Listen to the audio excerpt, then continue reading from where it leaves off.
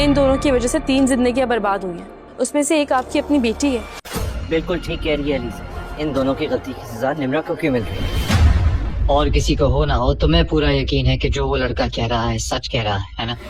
अच्छा चलो, तुम्हें हमें बता दो कि सच के साथ भी ये सब कुछ नहीं होता। जहाँ तक मुझे याद है, अनुषा की सिर्फ एक बहन थी। तो यहाँ तो दाइम झूठ बोल रहा है, और यहाँ इस सब के पीछे कोई और ही है। पहले प्लीज मेरे एक सवाल का जवाब दे दो। दाइम अनुषा से मोहब्बत करता था और वो ये अच्छे से जानता था कि अनुषा सिकंदर में इंटरेस्टेड है, लेकिन जो कुछ सिकंदर ने अनुषा के साथ किया, उसके बाद उसकी मौत की खबर सुनकर ये दाइम ने ठान ली कि अब वो हर सूरत पर सिकंदर से बदला लेकर रहेगा और उसे तबाह बर्बाद कर देगा।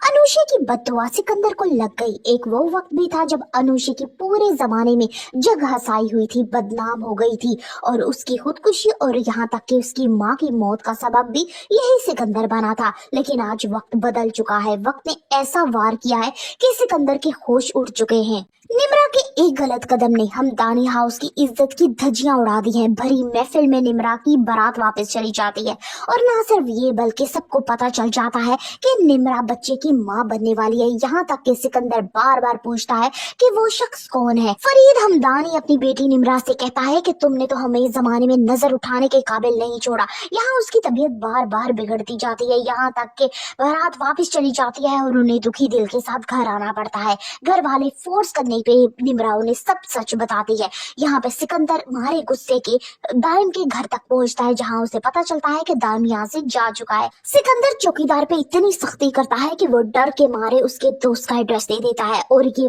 वही दोस्त का एड्रेस होता है जहाँ कभी एक दफा सिकंदर अनुषा को लाया होता है। यानी वक्त चेंज हो रहा है। ले ये कौन है दाइम, और ये क्यों ऐसा कर रहा है? ये जल्द ही अब राज़ होने वाला है। सिकंदर जैसे ही उस घर के सामने आके रुकता है, उसकी पुरानी यादें ताजा हो जाती है। यहाँ तक कि जब वो घर के अंदर एंटर होता है तो वैसे ही फूल सजे होते हैं जैसे उसने कभी अनुषा के वक्त में सजाए होते हैं। यहाँ तक कि उसको बताया जाता है कि दाइम अंदर कमरे में है। तो जैसे ही वो अंदर कमरे में और यहाँ तक कि बाकी फैमिली मेंबर भी आते हैं तो उसके होश उड़ जाते हैं। बिल्कुल वैसा ही मंजर होता है जब वो अनुषा को शादी की पहली रात कमरे में लेकर आया था। सिकंदर के दिमाग में अब कई सवाल होते हैं जो उसे मुसलसल उलझा रहे होते हैं। ये दाइम कौन है? क्या ये बदला लेने आया है? लेकिन ये अनुषा को कैसे जानता है? दाइम बिना कोई वक्त जाया किए सिकंदर से कहता है कि ये वही कमरा है ना, और सजावट भी बिल्कुल वैसे ही है जैसे तुमने उस वक्त की थी। अब यहाँ पे सारे मुतजस्सिस होते हैं कि ये आखिर क्या बात कर रहा है। फाइनली दाइम घर के एक एक फर्द को से कहती कि अब आप ऐसी सिचुएशन में नहीं हैं, अब तो हमजा भी आपसे नफरत करता है। आने वाले एपिसोड में अब आप ये भी देखने मुझे अफसोस है कि तुम मेरे बेटे हो। आज निम्रा के साथ जो कुछ भी हुआ तुम्हारी वजह से हुआ, तुम्हारी खुदगर्जी की वजह से हुआ। मैं तो कभी सोच में नहीं सकता था कि ये सब कुछ हो जाएगा। ये बात सुनकर बड़े ही गुस्से से सिकंदर कहता है कि मैंने ऐसा कुछ नहीं किया, मुझे नहीं पता कि आखिर ऐसा क्यों हुआ। फरीद साहब कहते हैं कि मुझे अच्छी तरह से पता है कि तुम्हारी खुदगर्जी की वजह से, तुम्हारी अना की वजह से कई लोगों की जिंदगियां बर्बाद हो चुकी हैं। हफीज साहब के साथ जो कुछ भी हुआ था वो भी तुमने ही किया था।